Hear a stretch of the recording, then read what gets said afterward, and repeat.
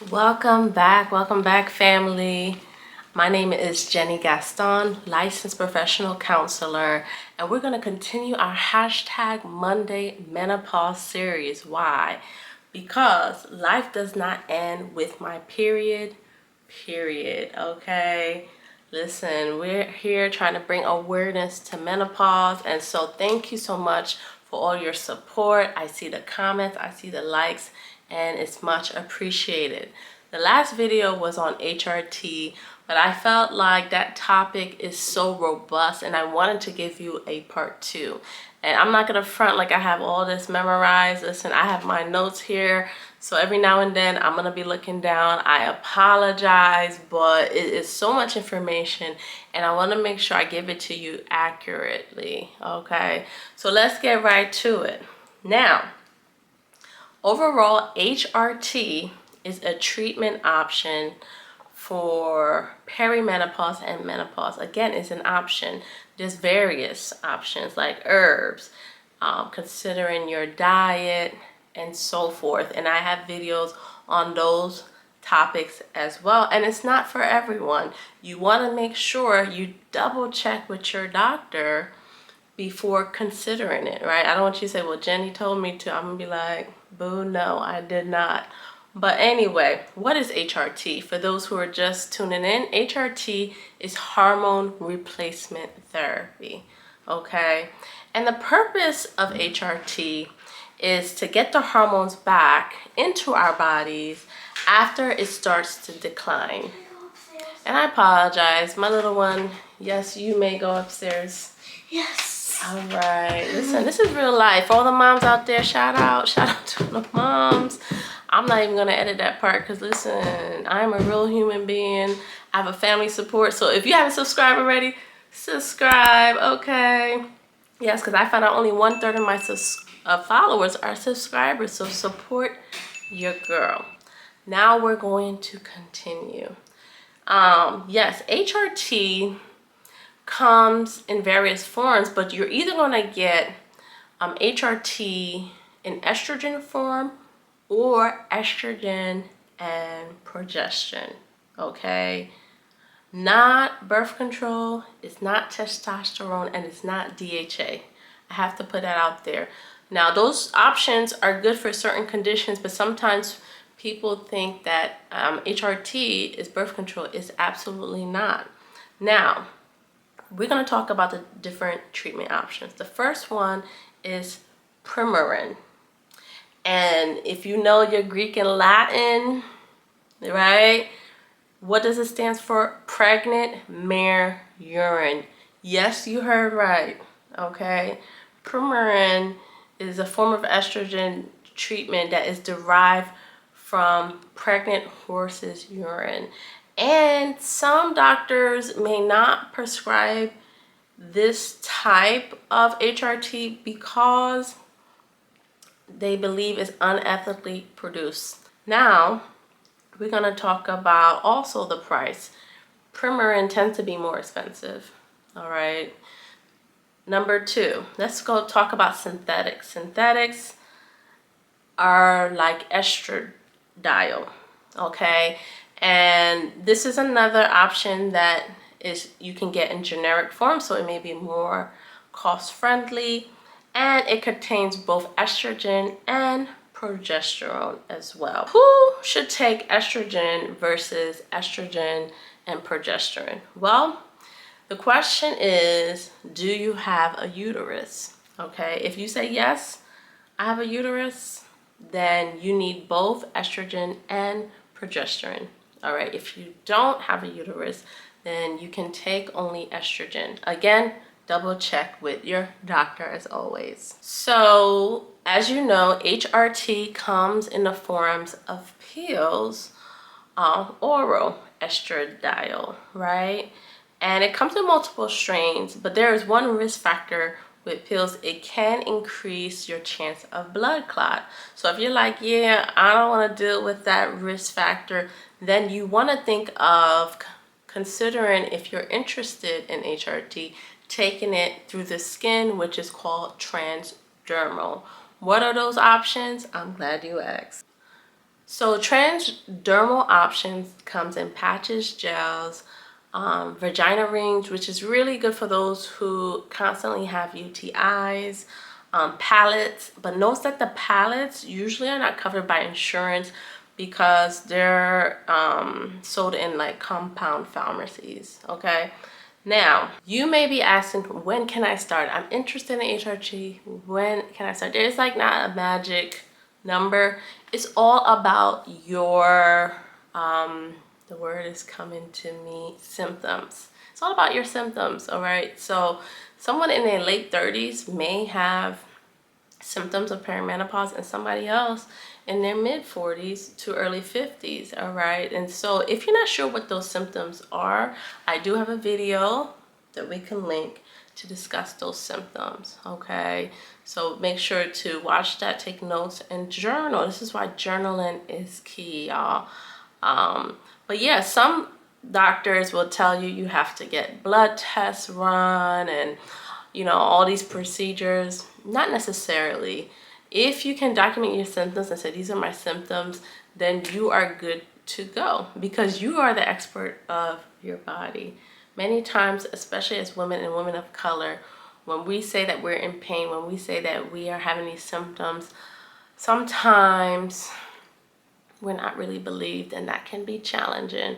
But if you find a really great OBGYN who is menopause friendly, because unfortunately only 20% of OBGYNs are trained in this area, so that's key, okay? And if you're wondering, okay, how do I find one? Well, I'm going to place a link in the description with that information of about 1,000 providers that are menopause friendly. So let's go to the next point. Like I said, HRT is not for everyone. So if you have a pre-existing condition like Alzheimer's, any heart conditions, if you have active cancer, you may not be a good fit for HRT.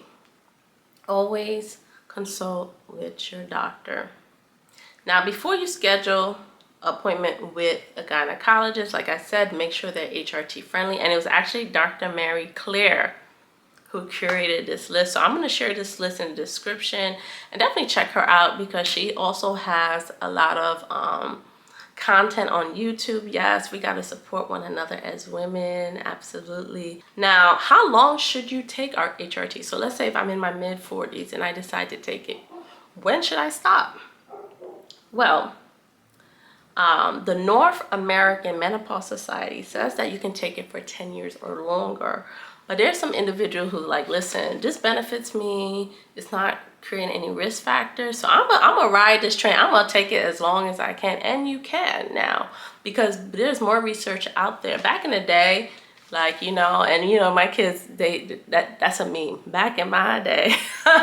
But, back in the day, I'm gonna say 80s and 70s, they only encourage women to take HRT for several years and then to stop.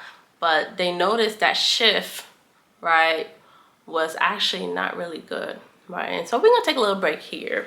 How are y'all feeling today? This is my feeling pillow, y'all. How are we feeling? Especially if you are perimenopausal and you got those symptoms, okay? Sometimes you could be feeling great. You can be excited. Next minute you're moody. Them hot flashes done messed up your whole outfit, and okay, you're feeling irritated. So check in with yourself every now and then to see how you're feeling and journal about your feelings, okay? That is key. And if you need tips on how to journal, I do have a video on how to journal using the cognitive behavioral therapy method. These are just 6 prompts, easy. I like to journal on Google Docs, make it easy, a digital journal, because I have some strong readers in my house, okay? My sons are strong readers, so you're not gonna see a notebook lying around somewhere. All right, let me get cozy here. Where we at? Okay, so remember, HRT should not be your goal, and you forget about lifestyle, right? Movement, sleep, and nutrition, right? This is a holistic view of care, so you have to consider all those options. So again, if you're on the fence and you're like, okay, this sounds great, but why should I take HRT? Well, recent research, and I mean very recent research show that HRT reduces heart disease, cancer, bone fractures, type 2 diabetes, and visceral body fat. Okay, these benefits increase even more when we start HRT earlier, right, in our perimenopause stage. So I don't know about you, but I think that's freaking awesome. Okay, and I forgot to mention that it prevents Alzheimer's because we have estrogen receptors in our brain, in our heart, in our bone, and this is why those areas are affected when our estrogen levels are decreased. And so at the end of the day, you have to do what works best for you, right? And we are all individuals, and so think about it, talk to your doctor, and weigh out your options, right? I'm here to give you various options, but one size do not fit all. Do not fit all. And so let's talk about what we take in, right? Not only with our ears and eyes, be mindful of that, because sometimes I don't know about you, watching a lot of bad news and in social media and the news can affect my mental health. But what we take in as far as nutrition really matters. And I have mentioned in previous videos that the Mediterranean diet seems to be excellent with perimenopause and menopause.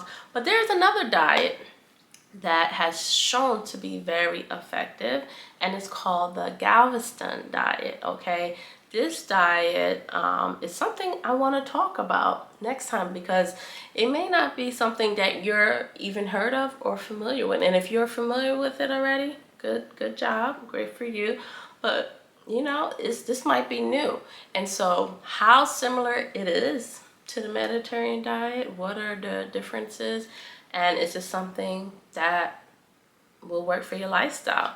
Well, make sure to subscribe and definitely hit the notification bell so you don't miss that video. In addition, if you're on Instagram, make sure to check me out at _Jenny Gaston, and know that you are beautiful, you are loved. Thank you for watching to the end. That really supports me as a content creator.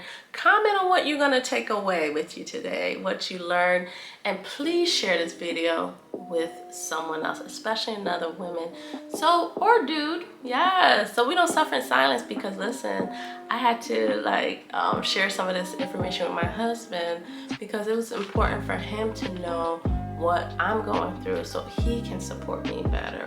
And so knowledge is so powerful. So spread the knowledge and take things one day at a time. As always, much love.